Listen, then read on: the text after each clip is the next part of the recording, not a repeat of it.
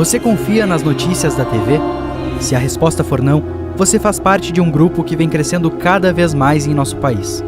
A credibilidade da velha mídia tem perdido cada vez mais relevância. A imparcialidade dos grandes jornais e a falta de comprometimento com a verdade fez com que uma alternativa paralela surgisse em nosso país. Somos uma mídia independente que não aceita R$1 do dinheiro público.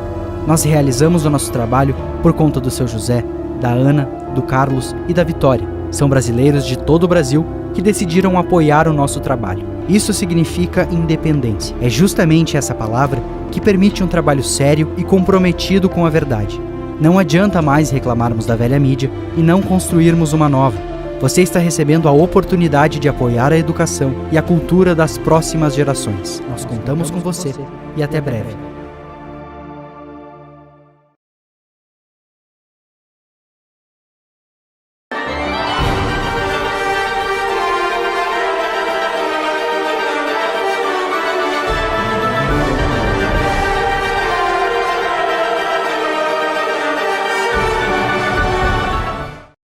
Nós vamos falar sobre dois indicadores preocupantes, desemprego e inflação. Mas antes, vamos recapitular como nós chegamos na atual situação.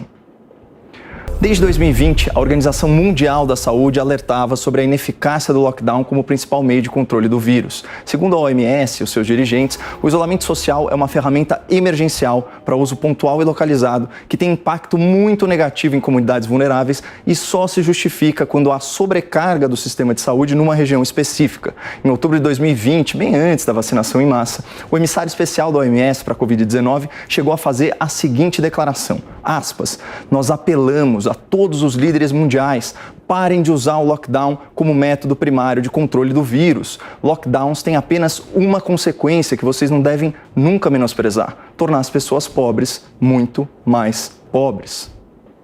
Contrariando as recomendações da OMS, o isolamento social prolongado foi a principal medida de enfrentamento à pandemia adotada por prefeitos, governadores e tribunais brasileiros. Essas autoridades confirmaram aquela constatação de que na política, para todo problema delicado e complexo, há sempre uma solução tosca e simplista, que costuma vir acompanhada de uma frase de efeito. E não foi diferente nesse caso. Fique em casa, a economia a gente vê depois.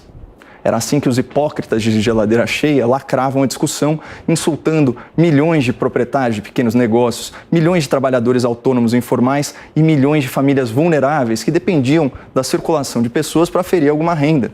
E por causa desse empobreça em casa, a taxa de desemprego, que vinha em queda há 2 anos, voltou a crescer, interrompendo a lenta recuperação dos números do trabalho no Brasil após o extermínio de empregos no último governo petista. Segundo o Instituto Brasileiro de Geografia e Estatística, de 2014 a 2017, o número de desempregados quase dobrou. Saiu aí de 6 milhões para 13 milhões de trabalhadores desocupados, é um aumento de mais de 90%. Essa tendência de alta foi revertida a partir de 2018 e em 2019, o IBGE verificou nova redução na taxa de desemprego, que fechou aquele ano em 11,9%. Mas veio a pandemia e com ela o mantra isolacionista. Fique em casa, a economia a gente vê depois. Ato contínuo, os números do desemprego aumentaram e atingiram a sua máxima histórica, 13,5% no fechamento de 2020 e 14,7% em abril desse ano. Isso é equivalente a 14 milhões e 800 mil pessoas à procura de trabalho. Mas fique em casa, a economia a gente vê depois. Por sorte, o governo federal não levou esse slogan a sério e implementou, por medida provisória, o programa BEM, que instituiu aquele benefício emergencial de preservação do emprego formal e da renda. Essa flexibilização das leis trabalhistas permitiu a empregadores e empregados reduzirem a jornada de trabalho ou suspenderem temporariamente seus contratos. Dessa forma, mais de 20 milhões de acordos foram celebrados, beneficiando 1 milhão e 400 mil empregadores e mais de 9 milhões e 800 mil trabalhadores. Trabalhadores que mantiveram seus vínculos nos termos da CLT, trabalhadores que garantiram estabilidade temporária no emprego e trabalhadores que receberam alguma compensação financeira pela queda na remuneração. E só para deixar registrado, hein? O PT, o PSOL, o PSB e o PCdoB foram ao Supremo alegar a inconstitucionalidade dessa medida. Inclusive, eles tentaram batizar ela de MP da morte. Ou seja, se dependesse da esquerda brasileira, nós teríamos um novo extermínio de empregos que faria inveja a Dilma Rousseff. mas calma que piora. O próprio PT, que em 2020 recorreu ao STF para impedir o programa, em 2021 publicou uma matéria no seu site oficial criticando o governo federal pelo encerramento desse mesmo programa. Meu Deus, vocês não têm nem um pouco de vergonha na cara? Vocês fazem de tudo para atrapalhar o governo, na verdade, atrapalhar o país. Chamam um benefício que salvou milhões de empregos de MP da morte e depois ainda tem o desplante de criticar o fim do programa como se vocês tivessem colaborado para ele. É muita cara de pau. O Lula deve estar orgulhosíssimo. Mas para desespero dessa turma de vermelho, que se contradiz fazendo essa oposição automática e maldosa, a economia brasileira mostrou enorme resiliência na pandemia e a trajetória do emprego formal é muito positiva. Vejam só. Em 2015 e 2016, final do governo petista, foram eliminados mais de 2.800.000 empregos de carteira assinada. Em 2017, no governo Temer, a sangria foi estancada. E no ano seguinte, o saldo de empregos formais voltou a crescer. Em 2019, primeiro ano do atual governo, a tendência de alta se manteve. Foram gerados aí 640.000 empregos formais. E apesar da prolongada paralisação econômica de 2020, a queda de empregos formais não foi tão acentuada. O novo CAGED registrou o fechamento de 190.000 vagas CLT no ano passado. Mas reparem nos números parciais de 2021. Eles sugerem uma forte recuperação. Até outubro desse ano, o saldo positivo é de 2.645.000 novas vagas de carteira assinada. Resumindo, se nós compararmos aí os 3 primeiros anos da gestão anterior com os 3 primeiros anos da gestão atual, a correção de rumo fica evidente, pessoal. Antes, no fim da era petista, nós vimos a extinção de 2.800.000 postos de trabalho. Agora nós vemos a criação de 3 milhões de empregos de carteira assinada, apesar da pandemia. E esses números só não são mais animadores por causa de outro dado macroeconômico que penaliza sobremaneira a classe trabalhadora. Um dado, inclusive, que é uma velha conhecida do povo brasileiro, a inflação. A inflação é o aumento generalizado de preços que diminui o poder de compra da moeda. E como os salários não são corrigidos mês a mês, na prática, é como se o trabalhador ganhasse cada vez menos. E os 2 principais fatores que influenciam a inflação são a escassez de produtos, produtos e serviços, e a desvalorização da moeda nacional. Então vamos começar retomando lá o mote da hipocrisia. Fique em casa, a economia a gente vê depois. Quando você paralisa a atividade econômica, você desequilibra as cadeias de produção e leva insegurança ao consumidor e ao empreendedor, que reduzem os seus gastos e os seus investimentos. É por isso que nos primeiros meses de lockdown, a inflação diminuiu. As pessoas não estavam comprando nem investindo diante de um cenário de tantas incertezas. E o mercado reagiu a isso, baixando os preços. Mas a partir do momento que as pessoas reavaliaram o seu risco financeiro, que o governo injetou centenas de bilhões de reais para salvar a economia, a coisa mudou de figura. As pessoas voltaram a consumir em peso e essa procura superou a capacidade de oferta do mercado, que se sentiu confortável para subir os preços. E essa lei da oferta e da procura vale tanto para a lanchonete da esquina quanto para as negociações bilionárias das commodities. Os preços internacionais do petróleo, do aço, até dos gêneros agrícolas dispararam. E aqui no Brasil, para piorar a situação, nós tivemos uma seca histórica. Então, a falta de chuvas prejudicou o agronegócio, reduzindo a oferta de alimentos, e a crise hídrica também comprometeu a oferta de energia hidrelétrica, obrigando o país a recorrer a formas mais caras de geração de eletricidade. E quando você aumenta o preço dos combustíveis, o preço da energia e o preço das commodities, tudo fica mais caro. Isso não vale só para o Brasil, tanto que o aumento da inflação é um fenômeno global. Vamos comparar aí os números nacionais com os Estados Unidos e a União Europeia. Em 2019, pré-pandemia, a inflação foi de 4,3% aqui no Brasil. Em 2020, a inflação fechou em 4,5%, mas agora, em novembro de 2021, por tudo que a gente já disse, os preços aumentaram em média 10,74%. Isso no acumulado de 12 meses. Já nos Estados Unidos, a inflação que em 2019, pré-pandemia, estava aí na casa de 1,8%, agora em novembro bateu a marca de 6,8%. É a maior inflação em território americano nos últimos 40 anos. E essa tendência de alta generalizada nos preços também se verifica na União Europeia. Eles saem aí de uma realidade pré-pandemia de 1,4% de inflação para 4,4% agora em novembro. Em outras palavras, enquanto a inflação mais que dobrou no Brasil, ela mais que triplicou na União Europeia e quase quadruplicou nos Estados Unidos. Será mesmo que a culpa é do governo brasileiro ou a alta na inflação é resultado da maior crise internacional desse século que abalou as principais economias do mundo? Aliás, e no caso dos governos do PT, que registraram inflação acima de 2 dígitos por vários meses, de quem que é a culpa? Quem foi o responsável, por exemplo, pelos 11% de inflação em novembro de 2003 no governo Lula? Por aqueles 10,7% de inflação em janeiro de 2016 no governo Dilma? Tinha alguma pandemia rolando? Eu não me lembro. Mas enfim.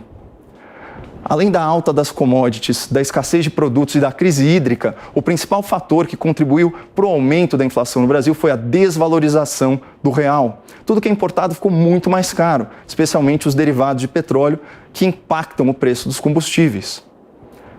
E só adivinha qual a razão fundamental para que uma moeda perca valor? O aumento da dívida pública, que associada ao risco fiscal, faz com que os investidores percam a confiança de que o país é um bom pagador e que ele vai honrar os seus débitos financeiros. E o que aconteceu em 2020? Vamos lá, pessoal, agora vocês já estão me acompanhando aqui. Fique em casa. A economia a gente vê depois. A paralisação econômica obrigou o governo federal a investir centenas de bilhões de reais que ele não tinha. Isso para salvar empregos, para distribuir renda, para financiar empresas e para socorrer os prefeitos e governadores. Então vamos ver os principais números aqui de 2020, né? São mais de 37 bilhões de reais para o Programa Nacional de Apoio a Microempresas e Empresas de Pequeno Porte. São mais de 50 bilhões para o benefício emergencial, já falamos sobre isso. São 65 bilhões de reais em suspensão temporária da dívida de estados e municípios. Mais de 78 bilhões de reais em repasses extraordinários a prefeituras e governos para enfrentamento à pandemia e, finalmente, mais de 320 bilhões de reais de auxílio emergencial para acudir a população vulnerável que estava proibida de trabalhar. A propósito, o auxílio emergencial foi, até hoje, o maior programa de transferência de renda e de inclusão bancária no Brasil. Segundo a Febraban, nos 3 primeiros semestres da pandemia, mais de 38 milhões de brasileiros abriram sua primeira conta em banco. O orçamento do primeiro ano de auxílio emergencial foi equivalente a uma década de Bolsa Família. E isso fez de 2020 o ano em que a extrema pobreza atingiu o menor patamar histórico, 3,3% da população brasileira. Mas todos esses investimentos do governo federal vieram a um preço. O déficit primário bateu recorde, 740 bilhões de reais. E a dívida pública explodiu, superou a marca de 5 trilhões. Então, qual que é o cenário hoje? Você tem o endividamento do país e o atropelo das metas fiscais em um ambiente de polarização política, de ativismo judicial e de insegurança jurídica. Esse é o contexto que fez o dólar disparar. E a situação seria muito melhor se a paralisação econômica não tivesse sido tão prolongada. Mas o mais bizarro é ver petista apontando o dedo para a desvalorização do real, quando o campeão em depreciar o câmbio é justamente o Partido dos Trabalhadores. E no próximo bloco, a gente compara quem é pior para a nossa moeda nacional, a pandemia do novo coronavírus ou os últimos governos do PT. Boletim Coppola.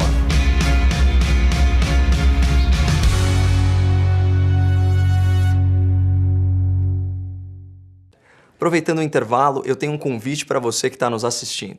Conheça a BP Select, o primeiro streaming de filmes em que você pode apertar o play sem medo. São filmes selecionados a dedo pela Brasil Paralelo, com novidades todas as semanas e bônus de análises completas. Para conhecer essa novidade, clique no link da descrição desse vídeo.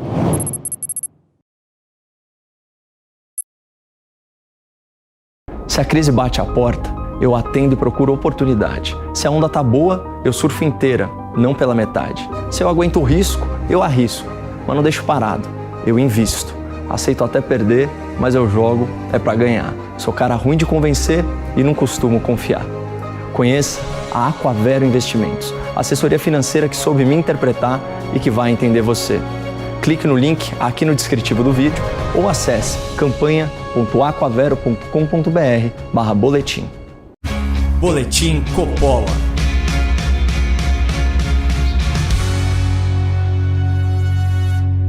Sejam bem-vindos de volta ao Boletim Coppola especial sobre desemprego e inflação, um assunto que envolve a desvalorização do nosso real frente ao dólar americano. No bloco anterior eu propus uma comparação para a gente descobrir quem é pior para a nossa moeda. Será que é a pandemia ou é o lulopetismo? Vamos aos números mais recentes.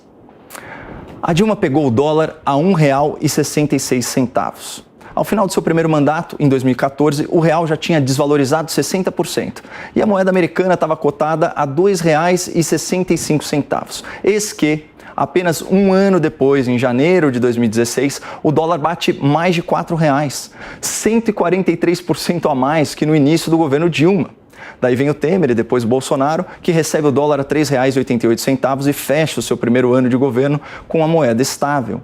Isso aí na faixa de R$ 4,00. Em 2020 e 2021 vem a pandemia, a paralisação econômica, o risco fiscal e o endividamento recorde do governo que fazem o dólar ser cotado hoje na casa de R$ 5,60, R$ 5,70. Claro que dói no bolso e representa um aumento muito expressivo, é mais de 40%, mas ainda está longe, muito longe da alta do dólar e da desvalorização do real na era Dilma. Por isso eu insisto na pergunta, quem será que é pior para o emprego, para a inflação e para o câmbio? Uma pandemia global ou um governo petista? Fique atento. Os dados da economia brasileira costumam ser divulgados com aquele sensacionalismo e aquela negatividade de quem já desistiu de fazer jornalismo e optou por fazer militância política velada. E o farisaísmo dessa turma desconhece fronteiras. Os mesmos políticos, influenciadores e jornalistas que endossaram todos os excessos do isolamento social agora criticam histericamente os resultados óbvios da paralisação econômica. Criticam o empobrecimento dos vulneráveis, criticam o aumento do desemprego informal, criticam o endividamento do governo, criticam a flexibilização fiscal, criticam a escalada da inflação, criticam a desvalorização da moeda, criticam porque são hipócritas. Por sorte, a sociedade brasileira tem os meios para reagir a quem insultou a nossa inteligência, como fique em casa, a economia a gente vê depois. Para quem nos disse isso, só nos resta responder: eu fiquei em casa, a minha audiência e o meu voto a gente vê depois.